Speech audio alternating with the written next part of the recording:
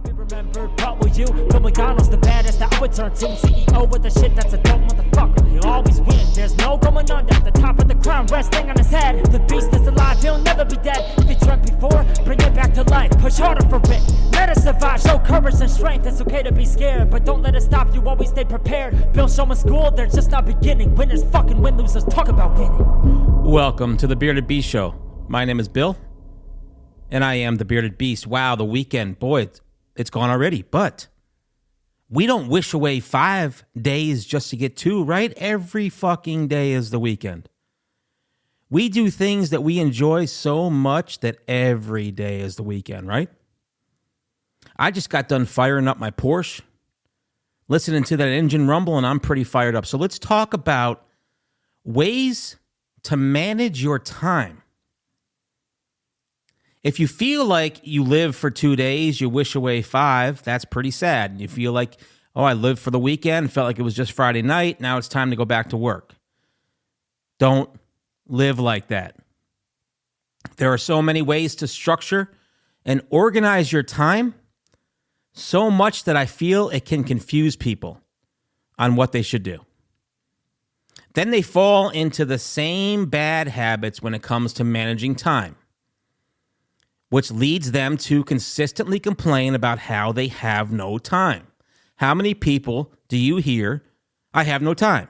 I have no time to work out. I have no time to do this. I have no time to build a business, right? While the other people out there who get their shit done still have free time. So how is that? Here's the truth. The one thing that we all have is an equal amount of time in each day. It doesn't matter where you come from. It doesn't matter what you do. It doesn't matter how you were raised. There will always be 60 minutes in an hour, 24 hours in a day, 7 days in a week, 52 weeks in a year. That's what we get. We all get the same. So why is it that some people feel like they have plenty of time while others feel like they have no time at all? It's not that one person is any less busier than the other. They just don't know how to manage their time effectively.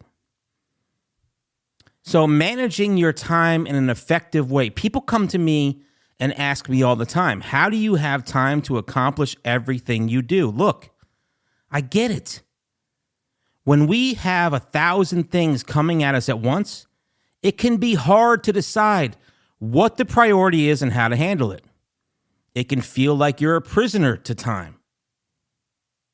So let me mention a few things possibly on how you can arrange your time in a way that you no longer feel like a prisoner, but in a way where you are mastering your time.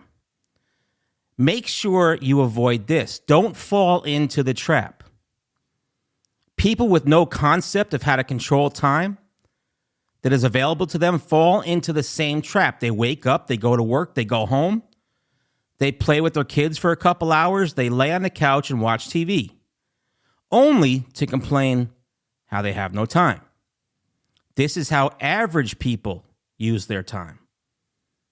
If you use your time like an average person, you can't expect to be more than average. Right? If you use it like an average person, how can you expect to be more than average? How about trying to immerse yourself in one thing at a time? One common abuse of critical tasks is trying to do several things at once, trying to do too much. You're not going to do everything effectively. Finishing the job is what matters. Try not to do more than 5 critical tasks a day, and that doesn't mean you're going to accomplish them all. But 5 is plenty to attempt when you're talking about 365 days in a year. You have no idea how much progress you can make in that amount of time. Here's the truth. If you try to do 20 things, you'll likely end up doing 0 of them. We only have so much attention to do things effectively.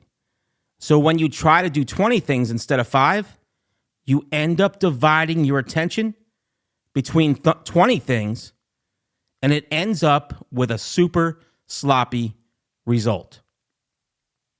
You have to do what's in front of your face and focus on finishing those tasks. And stop worrying about what's coming next.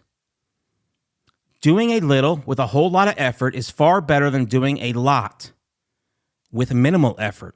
You can try to do 20 things a day.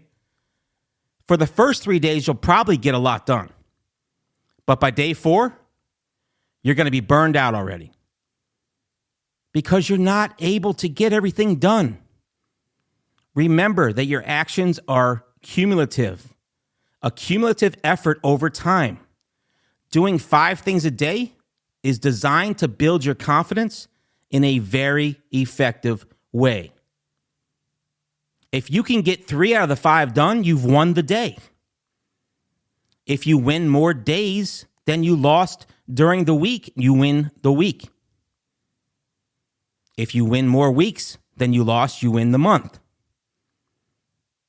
So by winning the day as often as you can, you get to see your wins. But if you're doing 20 things and only winning 1 to 2 days out of a month or out of a week, that's not progress. You're not going to feel confident or effective with your actions. How about minimize your transition times?